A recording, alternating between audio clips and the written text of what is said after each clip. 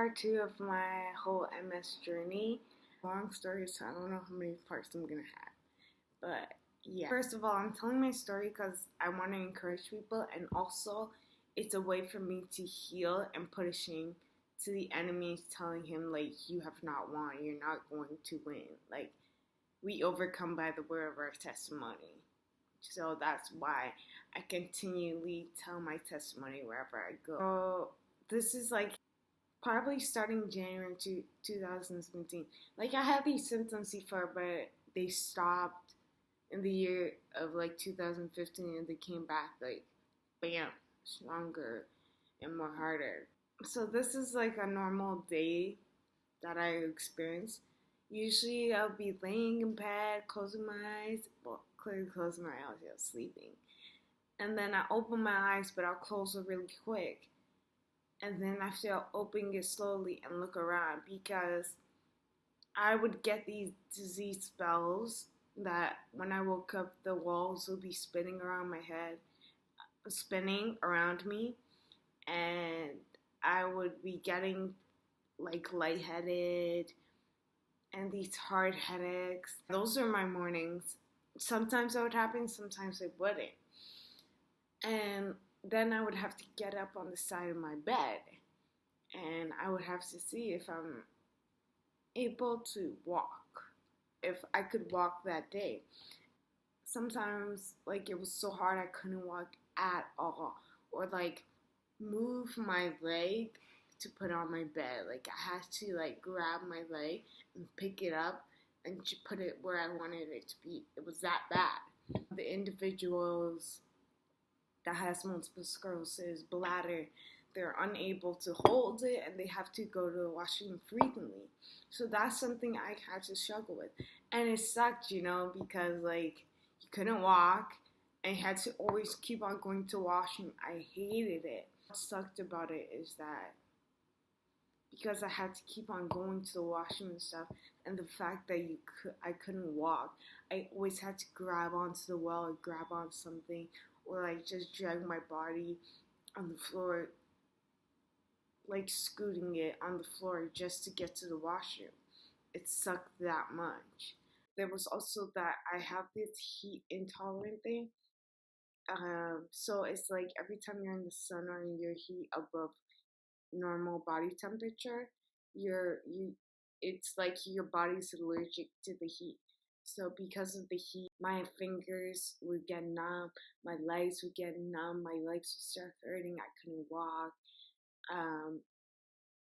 I would get these pins and needles feel. So it's like majority of my summer I always had to stay home. I couldn't go out. Some people message me, yo, Louise, want to come here and there? But the thing is, I couldn't go out. I would tell them, I'm not feeling it. I rather look lazy to people than tell people. Why? Because of all this happening, like, I didn't really tell people because the enemy was putting in my head, like, I had a battle in my mind. He was like putting in my head that people don't care, you talk too much, you complain too much and stuff like that. People don't want to hear. So I always thought, like, I don't want to be that girl that's always complaining and saying stuff. So I was always like isolating myself in my room. I wouldn't talk to people. I wouldn't talk to anyone. And honestly, God showed me, like, that was the enemy, and it's a lie. People love you. God loves you. He wanted to break my ability to talk to people, which was God's way of also talking to me, because God can talk to you through other people. And he knew that if he stopped that and I was isolated in my room, I'll become depressed. And yeah, I did become depressed on and off throughout the years. And it's because I was always in that isolation that the enemy wanted me to be in, because he wanted to stop all the communication, because that's one of the ways that God talks to you. The enemy's plans were to put me in isolation so I wouldn't have that encouragement, those people around me. When God showed it to me, I started to understand, like, the attacks of the enemy, what the enemy was trying to do. sometimes I was like stop praying and reading my Bible because I would get discouraged and I would allow the negative thoughts the enemy was trying to feed into my mind. I was like accepting it. I know I shouldn't have. Honestly, I know I shouldn't have. But like months went by and like day by day, honestly, maybe people may not see it, but I've been getting better. Not like 100% completely better, but like I'm progressively getting better. And like that just gave me reassurance that a God that starts a good work will be faithful enough to complete it. So I believe that God that started my healing and stuff, like God that told me he was going to heal me, he will be faithful enough to do it and be faithful enough to complete it. Honestly, if you're going through something right now, whatever it may honestly be, and you always have these thoughts in your head where it's like, don't tell anyone, no one cares, and stuff, those are lies of the enemy. People do care, and realize that God does, and he will talk to you through other people. Do not allow the enemy to stop that way of God talking to you. Yeah, I realize, like, yeah, it's not that easy. If I ever told you it was easy, I honestly would be lying to you. My faith has been, like, honestly a roller coaster. I'm not gonna even lie.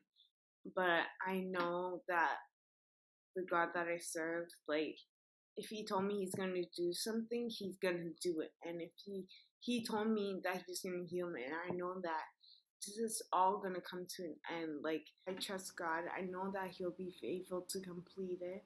This is honestly just a testimony to share, and I'll be selfish if I kept all these testimonies to myself. Like, I have to honestly share when God does an amazing thing, and also when he brings it to completion.